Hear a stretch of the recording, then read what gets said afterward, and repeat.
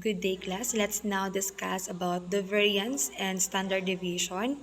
How can we calculate this and how it is relevant for education? First, we discuss about the variance and how can we calculate this. Okay, so variance, it is symbolized by the small letter sigma squared for population or small letter s for sample. Okay, so this is the average of the square distance of each datum from the mean. It is also a parametric. Why? Because it involves the mean. So here is the two examples for the formula. There we have for population, the variance of the population and the sample variance of the population. So we can see na sa kanilang denominator, meron tayo kay population na capital N. However, kay sample naman, meron tayong small letter n minus 1. And we have here the legend. So, in the numerator, meron tayong makikita na symbol of summation. And for x, meaning it is the member in the data set or the scores.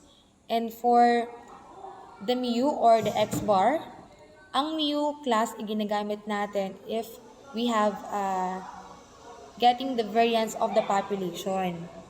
However naman, kapag ginamit natin si x bar, ibig sabihin that is the variance for sample. So, doon lang sila nagkakaiba, ano? Kapag kay population, variance of population, ang gagamitin natin na symbol ay si mu. Kapag naman sa sample, si x bar ang gagamitin natin.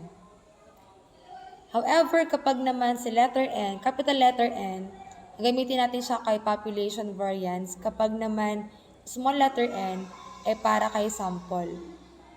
So, those are the two examples of the formula for variance. And for standard deviation, this is also symbolized by the small sigma for population or small letter s for sample. It indicates how closely each datum is clustered around or scattered from the mean. It is also a parametric. And why? Because it involves the mean.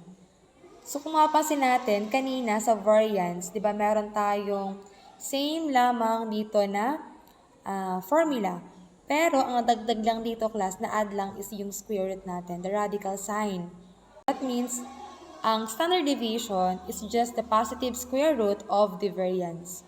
Or in other words nga, makita natin sa baba, ang dalawa nating pinakang final na formula. So, single sigma is equal to the square root of sigma squared. Or, for example naman, we have s is equal to the square root of s squared. Okay, so those two formulas, magagamit natin siya for computing standard deviation. Let's have the following example. For example, meron tayong data set or scores na 56, 35 here, 12, 20, 14, 28, and 15.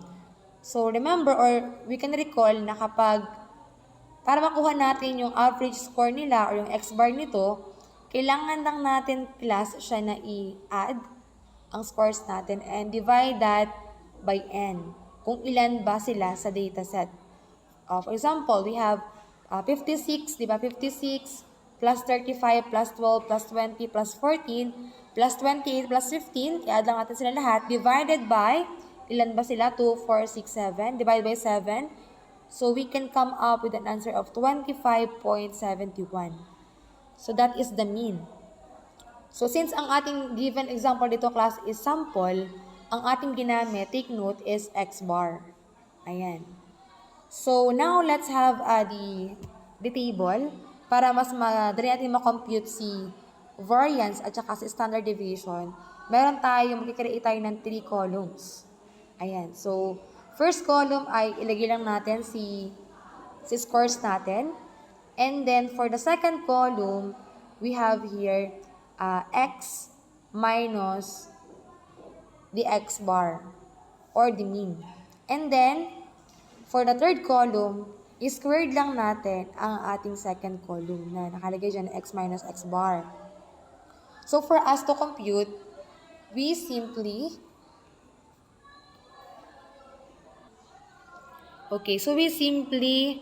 subtract the mean from each data point to find the deviation. Di ba meron tayong mean natin or x bar natin is 25.71. So, isubtract lang natin ito class sa mga data scores natin. For example, sa first row, meron tayong 56, di ba? So, 56 minus 25.71, the answer is 34.29. So, same lang din yon, same process lang ang gagawin natin up to 15.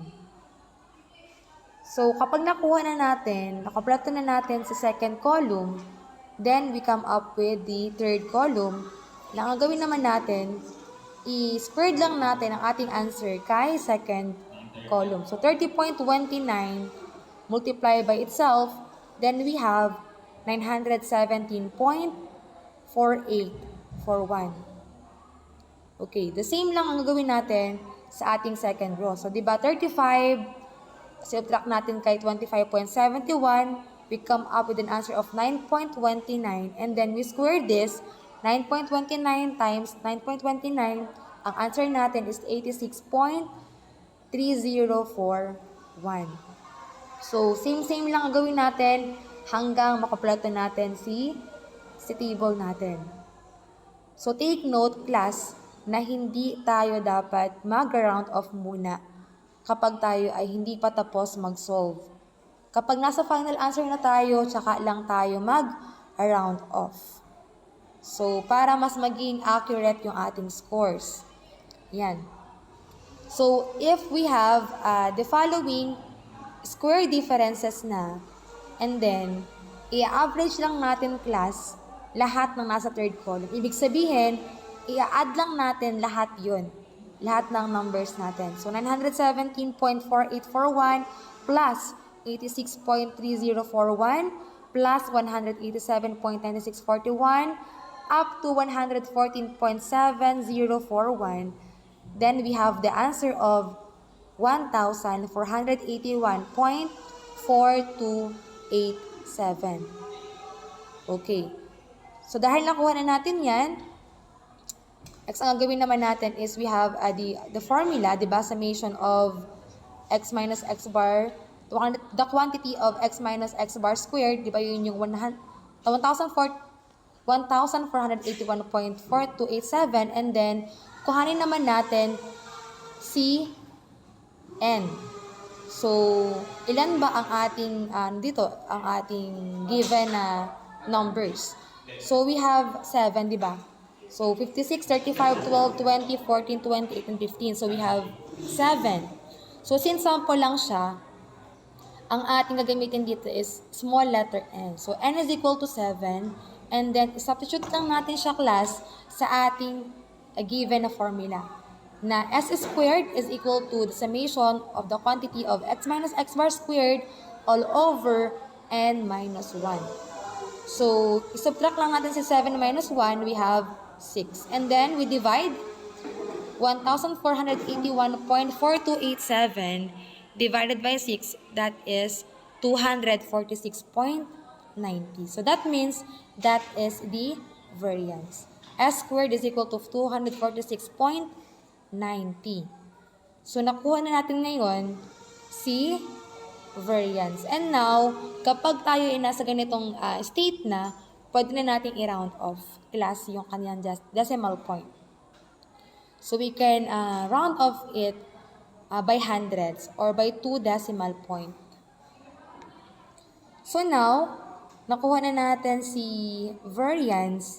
Ngayon naman, class, is kuhanin naman natin si standard deviation. So, hindi ko na na-include dito sa ating PowerPoint ang pinakang solution niya, pero madali lang siyang kunin. So, given na meron tayong answer kay variance kanina na s squared is equal to 246.90, Ang ating gagawin lang class dito is square root lang natin si 246.90 at saka si s squared. So, ang magiging answer natin is s is equal to, dito ko siya nailagay, 15.71.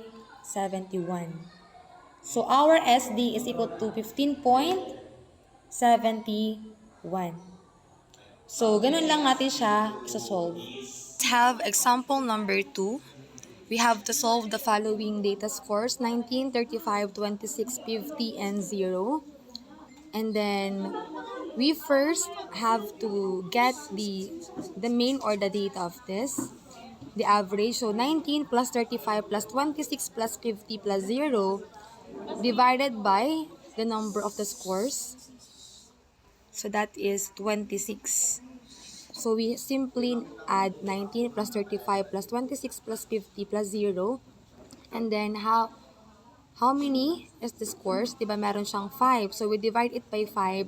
We come up with the x bar of 26. So, that is the first method. To have the table, meron tayo dapat tatlong column na gagawin. So, we have the scores 19, 35, 26, and 50, and 0. And then, we repeat the same step.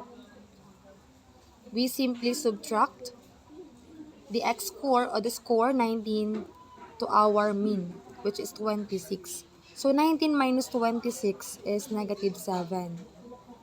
Same with 35 minus 26, that is 9. 26 minus 26 is 0, and then 50 minus 26 is 24. 0 minus 26 is negative 26. So, nang nakaplato na natin sa second column, next naman natin class is squared lang natin ang ating answer kay second column. So, negative 7 multiplied by itself is 49. 9 times 9 is 81. 0 times 0 is 0. 24 times 24 is 576. And negative 26 is 676. And then, after this, kailangan nating i-average lang ang ating sagot for our third column. So, the summation of the quantity x minus x bar squared is equal to, ilan ba sila lahat kapag inad natin? So, 49 plus 81 plus 576 plus 676 is 1,382.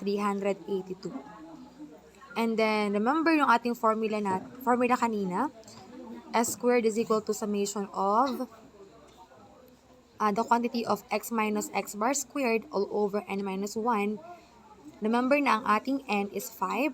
So, saan natin nakuha ang 5? Binilang lang natin yung score natin class. So, we have 5, di ba? 5 scores. So, ang ating n is 5. So, n minus 1 is 4. And then, kapag nakuha na natin yan, we divide 1,382 by 4. And our answer is 345.50. So, dito makakuha na natin si variance. So, si variance is 345.50. And then, for our standard deviation, we simply squared both sides.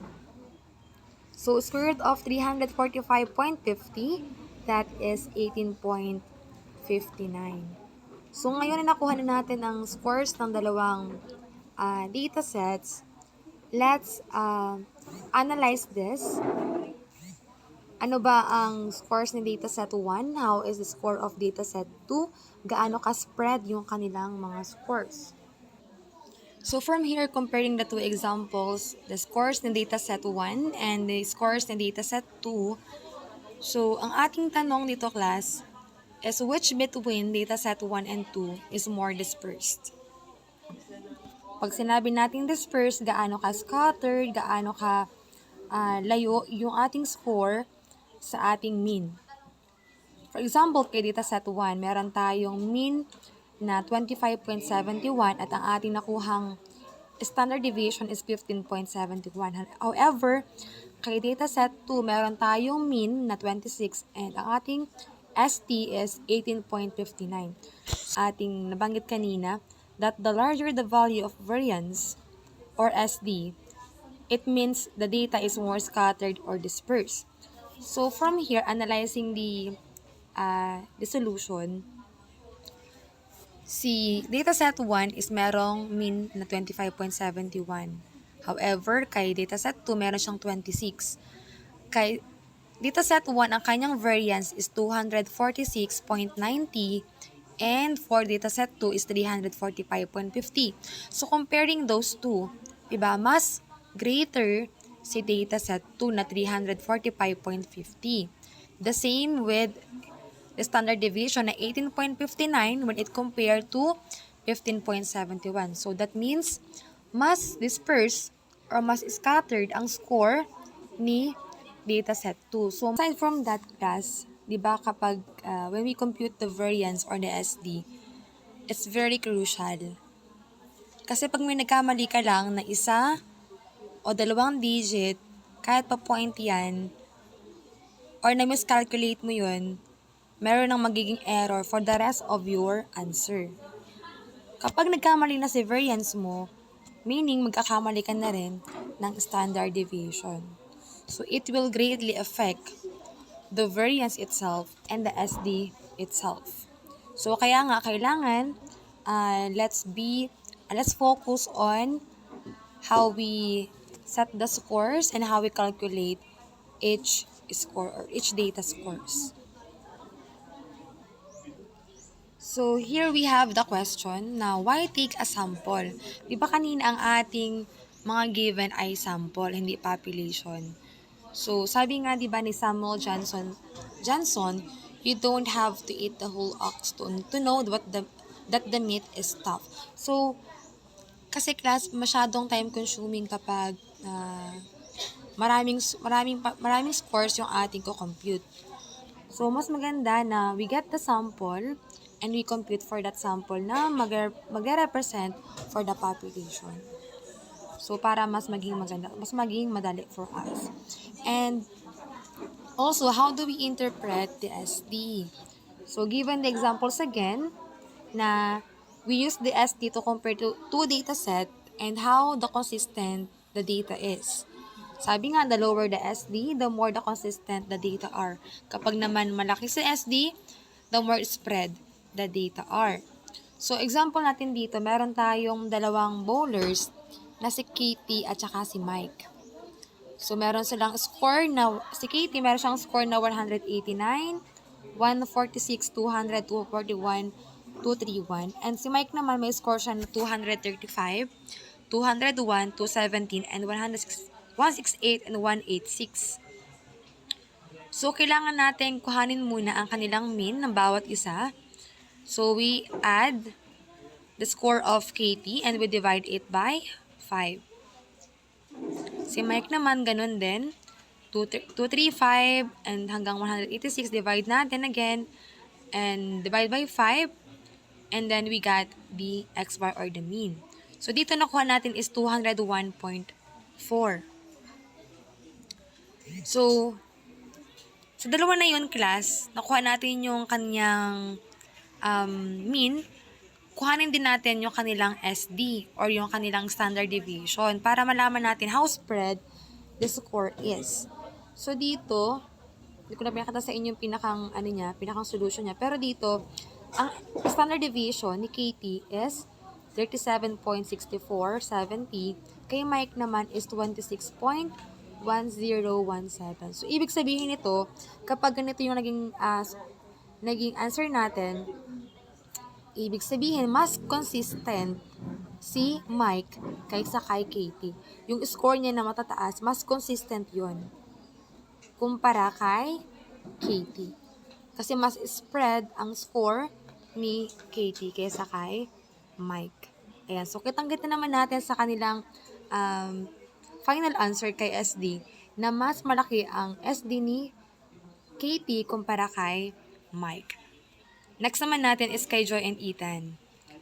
For example, meron silang long test na kinuha for example, up to 250 yung kanilang kinuhang examination. And then, ang score ni Joy ay 189. Nakakuha pa rin siya ng 146. And then, the next exam is 200. Next is 241. And next is 231.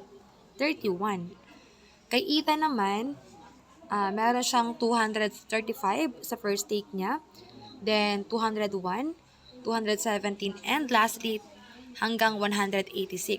So para malaman natin gaano ba o sino sa dalawang to ang mas consistent yung score or mas disperse yung score. So by computing both score, kinuha natin si standard deviation following the steps na ginawa natin kanina. So, si Joy nakakuha ng 37.64, 70, and si Ethan nakakuha ng 26.1017. So, ibig sabihin natin dito, si Ethan nakakuha ng smaller standard deviation. Ibig sabihin, mas magaling siya kaysa kay, ayan, hindi ko na pala ito nabag. So, that's all for today. I hope you learned something on our topic.